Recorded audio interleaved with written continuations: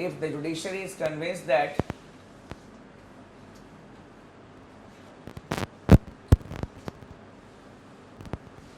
the president's rule in the state has been proclaimed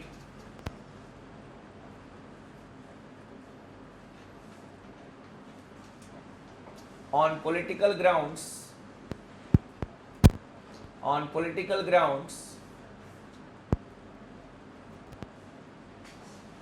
or not on valid grounds,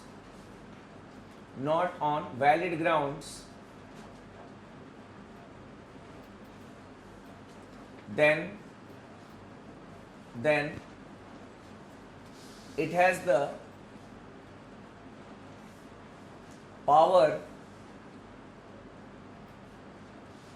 to reinstate the government,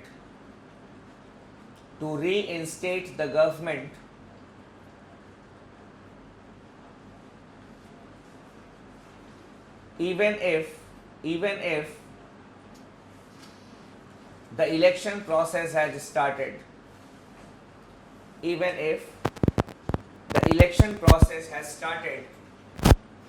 the state.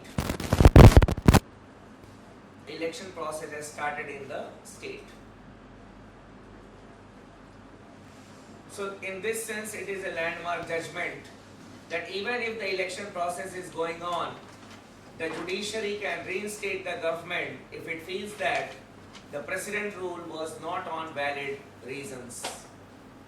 That is why the later cases are not taken as case study in this regard. For example, when the Nitish Kumar plus the BJP government was not allowed to be formed in Bihar, as I may have told you, in 2005, then the case was Visheshwar Singh versus Union of India case. But in that case, just when the election process was going on, the elections were to be conducted after 3-4 days, then the Supreme Court held that the decision of Sardar Bhutta Singh to recommend president rule was politically motivated. The decision was 3-2. That is, 5-judge bench was there. But the Supreme Court in that case held that as the election process is going on, we cannot declare the election process as null and void, we cannot reinstate the government. So, but that is why it is not considered to be a landmark judgment, because it was a type of election campaigning for Nitish Kumar plus BJP at that point of time. Because just 2 days before election, the Supreme Court is saying that the president rule in the state was politically motivated. It means that you are doing campaigning for that particular political party. वो तो पूरा paper लेकर के वो घूम गया नीतीश कुमार और BJP वाले. बाकी देखो सुप्रीम कोर्ट बोल रहा है कि obviously we were not allowed to form the government. So it was a type of election campaigning. That is why I always say that judiciary is not a holy cow. Judiciary we consider as a holy cow which cannot do any mistake. It was a proper legal case which was filed, but it was turned into an advisory jurisdiction, what the government should do and should not do. The judiciary should have followed the verdict of the S.R. Bomai case. Nitish Kumar must have been given a chance to make the government at that point of time and prove the majority. Then it would have been a landmark case. That is why we do not discuss that case. We discuss this case, that is the S.R. Bomai case. Now in the prelims examination, if it is S.R. Bomai case, obviously state emergency is there, but if state emergency is not there, in the correct option, in the match the following, even if it is center-state relations, then you should encircle center-state relations. You can match S.R. Bomai with center-state relations because Article 356 is a bone of contention between the center and the state. And the judgment was in that regard. So even if the emergency provisions will not be there, they will want to test your understanding of the things then you should match the SR Bowman case with center-state relations if the state emergency is not written there as an option, then only. Now coming to the effects of state emergency. The effects of state emergency.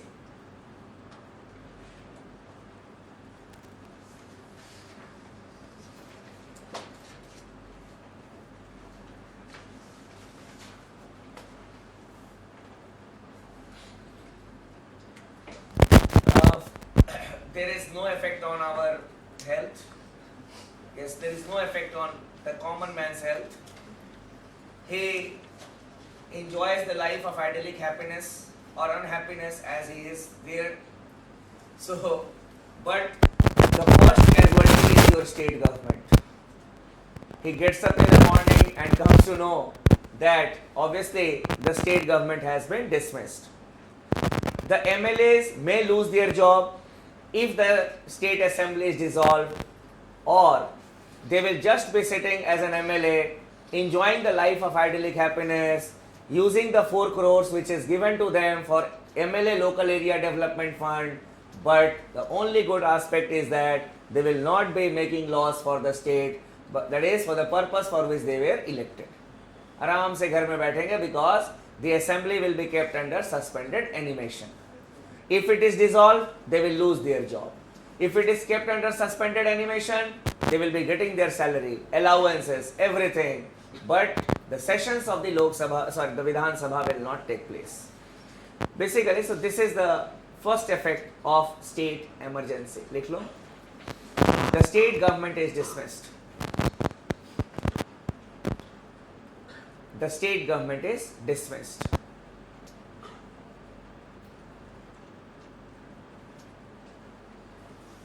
Secondly, the Vidhan Sabha or Legislative Assembly,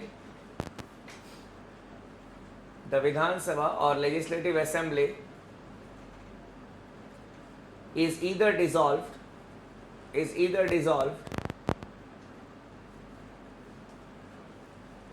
or is kept under suspended animation, or is kept under suspended animation.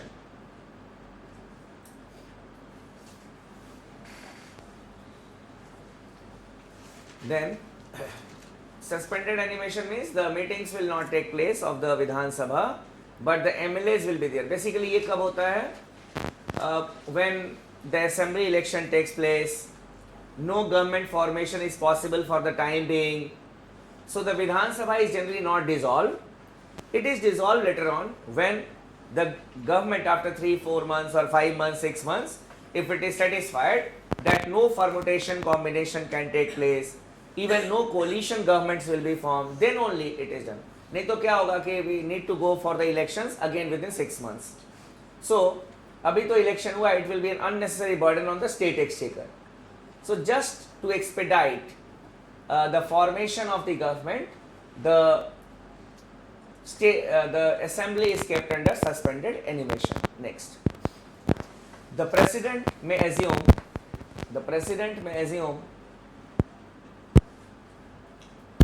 all the functions of the state government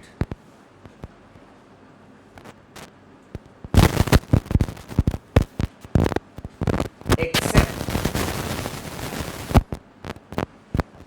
those vested in the high courts. Means the president can assume all the executive powers, all the legislative powers, but not the judicial powers.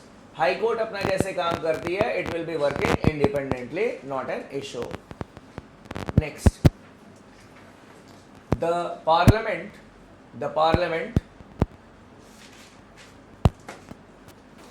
is authorized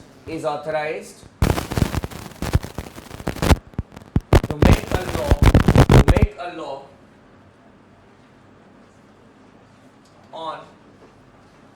any subject in the state list, to make law on any subject in the state list.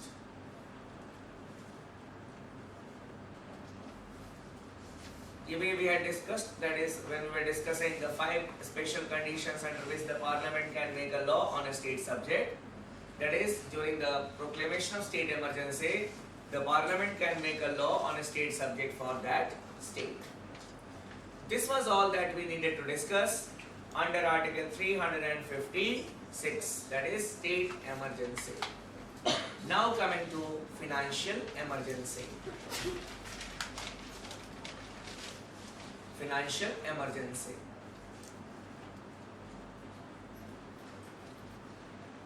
What our constitution says, what was the ground that we had written? देख लो एक बार page ऐसे करके turn करके, you can just see it to have an idea.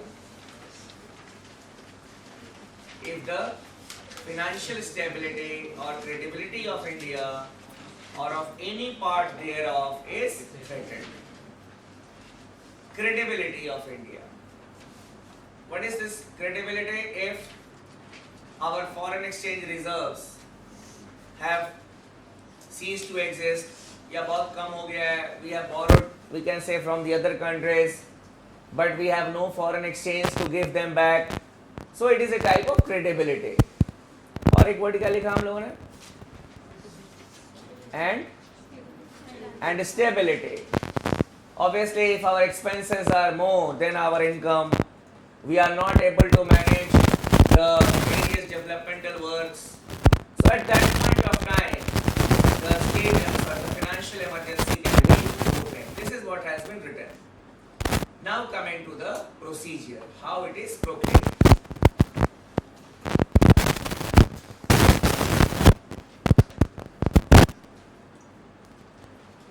How it is proclaimed. The President's proclamation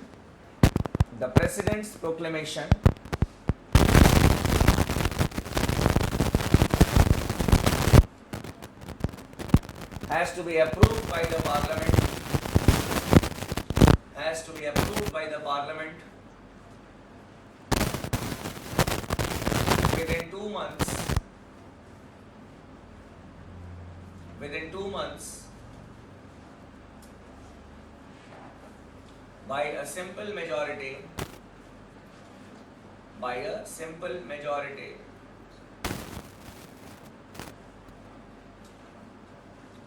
Here the 6 months clause is not there.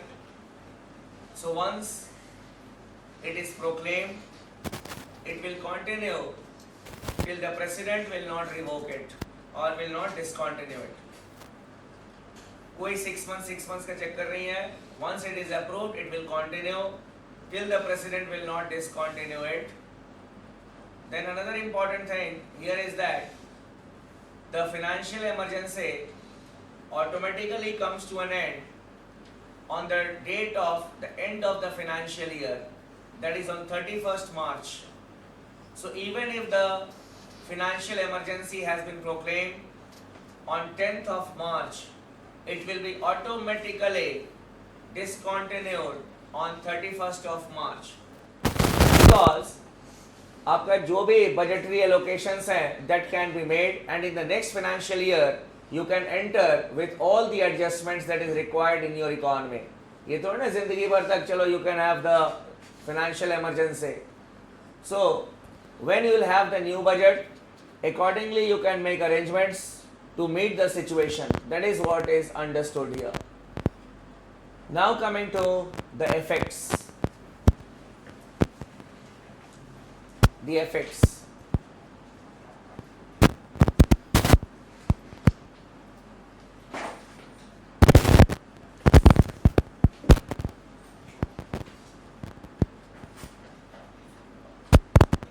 There may be a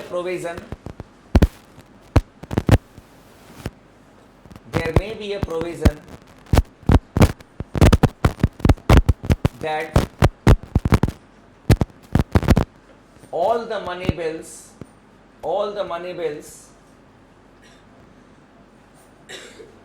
and financial bills and financial bills passed by a state legislature passed by a state legislature passed by a state legislature passed by a state legislature must be reserved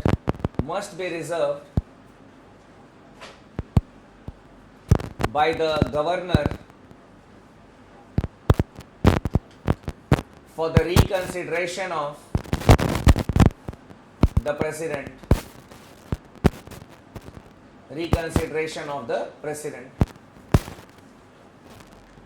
So along with the proclamation of the president regarding financial emergency, there can be a provision there that all the money bills and financial bills passed by the state legislature, they must be reserved by the governor for the reconsideration of the president. There may be such type of, because the central government gives the resources to the states in the form of grants in aid.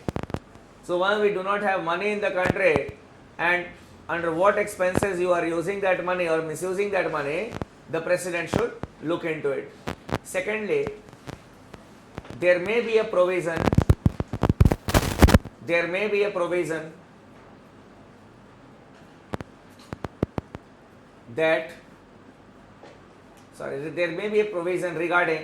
regarding the curtailment of salaries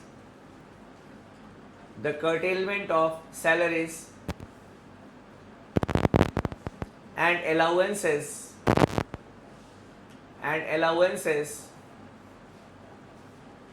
of all or some section of officials including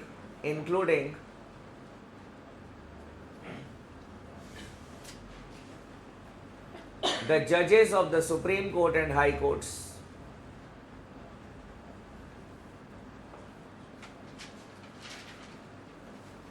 The judges of Supreme Court and High Courts.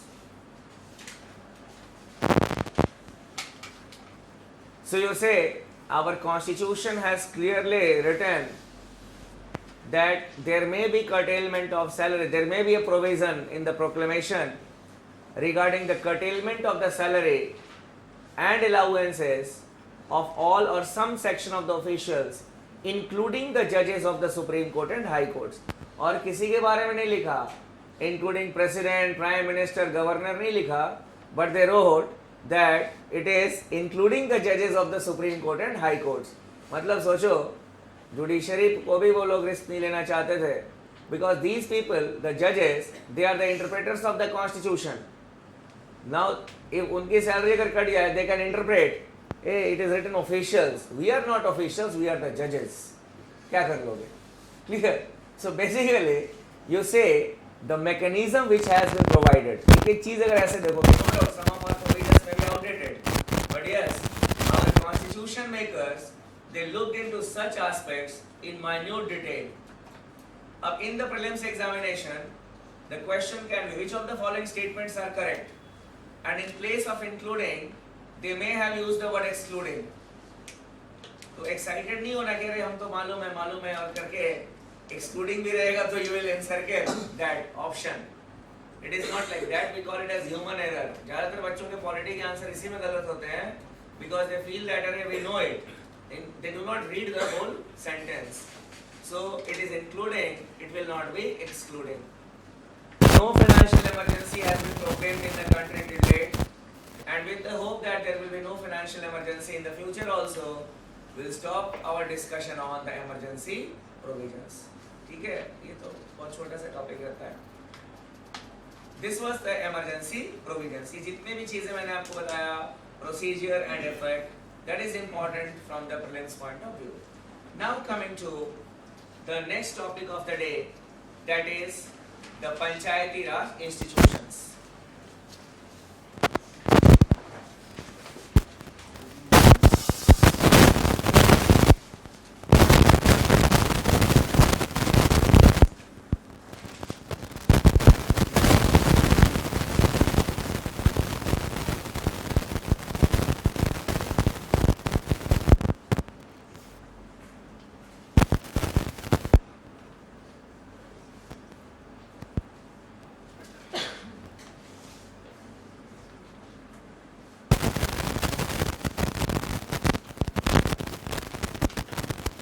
The PRIs or the Panchayati Raj institutions have been termed as the institutions of democratic decentralization.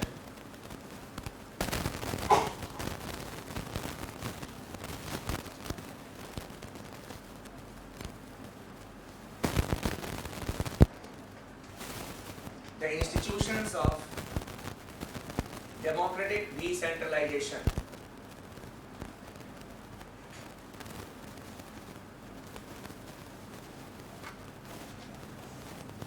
Now this concept of decentralization, we'll start with this.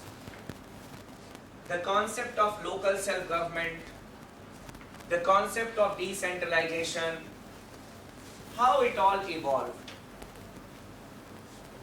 It is not that we took it from the British government, the concept of local self-government, or from any Western country. The concept of decentralization is rooted in the Indian philosophical traditions. Not in, we can say, we are not talking about religion. It is the Indian philosophical tradition. Going back to the time of the Dharma Shastra tradition, basically there are three major philosophical traditions of India: the Dharma Shastra tradition, the Artha Shastra tradition, and in meanwhile we have got the Buddhist tradition also, and we have the Gandhian philosophical tradition. ये सब तुम लोगों को ऐसे भी पढ़ना होगा. When you will be talking about, your ethics teacher will be talking to you on the philosophical basis of governance. उसमें तो Western philosophers भी पढ़ाए जाते होंगे. So the philosophical foundations of governance, that is, we can say, or the basis of governance, it is a topic also. There we discuss lot of things, but here only related to decentralization, the concept in India. It all started in the works of Manu, who wrote the Dharma Shastra known as Manusmriti. No one has seen Manu. No one has seen Manu. He may be an imaginary figure. The historians, they have difference of opinion regarding the Manusmriti also. Some talk about one Manusmriti, some talk about two Manusmritis, the early Manusmriti and the later Manusmriti. We will not be going into the detail of that, but basically Manu or Manusmriti is considered to be notorious in the sense that some people feel that it has led to the growth of caste system in India. A Brahmanical order, that was the creation of Manu. Manu talked about the various cycles based on the virtues of the people. When people are honest, it is Satyug. When people are at the worst, they are selfish, they are after the life of others, they are dishonest, they are corrupt, it is known as Kali Yuga. We say that we are living in Ghor Kali Yuga. Here, it is said that we are living in Ghor Kali Yuga. But, and in between, he talked about two other things. It is all about virtues, in how you take it. I take it not in a religious way, in a very different way. In Kali Yuga also, we can have Satyug. नहीं बोलते हैं sometimes, यार, you are not born to be living in this era or this age. तुम इस as के नहीं हो यार, तुम तो पता नहीं, तुमको तो बहुत पहले दूसरे युग में जन्म लेना चाहिए था. So yes, we talk about these things. So basically we talk about the qualities of the people. We all, most of us know about these things because some of our political parties or the leaders, in order to get the vote bank, they talk about such type of things. Manuvadi political parties. We can say to talk about the Brahminical domination or the domination of the so-called general castes.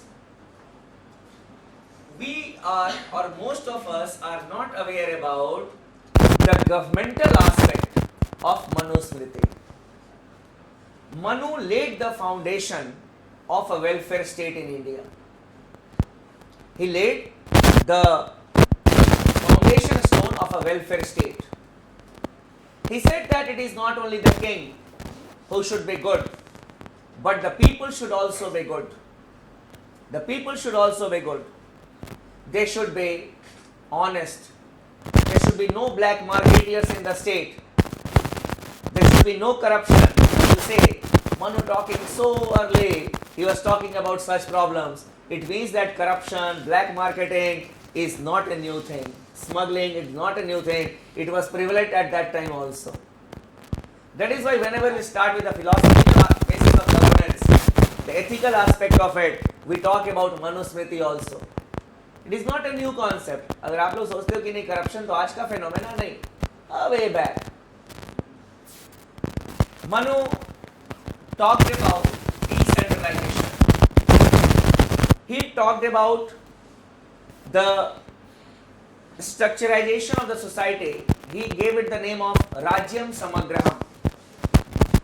He called it as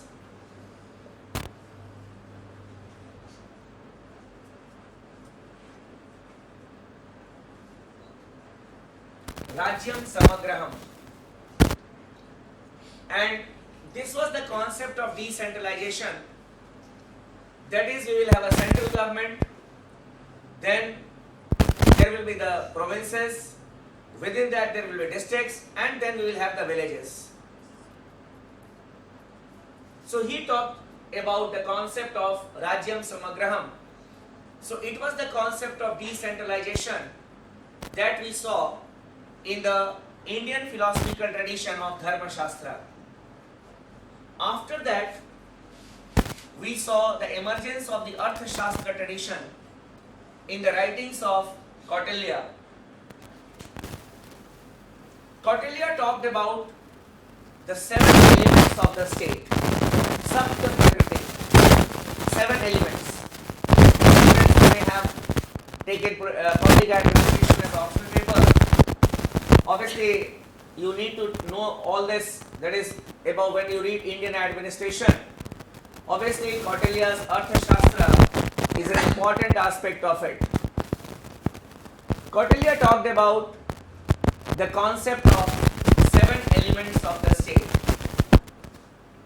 Swami, Amatya, Janpad, Kosh, Durg, Dand, Mitrani. Only one thing that is important here is he talked about the concept of Janpad. Janpad was also an element. Janpad. Even if you go to UP, the districts are known as Janpad. Janpad, according to the historians, Arthashastra has got various interpretations. U.N. Ghosal's interpretation is considered to be a more realistic one.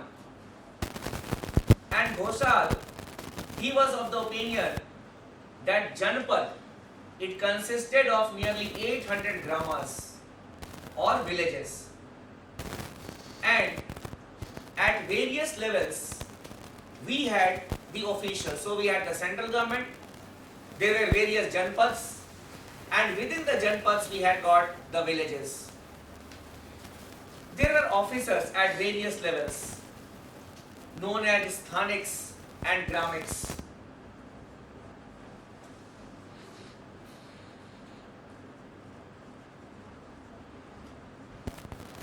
Known as sthaniks and gramiks. But there was no democratic element here, and these officials were appointed by the king. But the concept of decentralization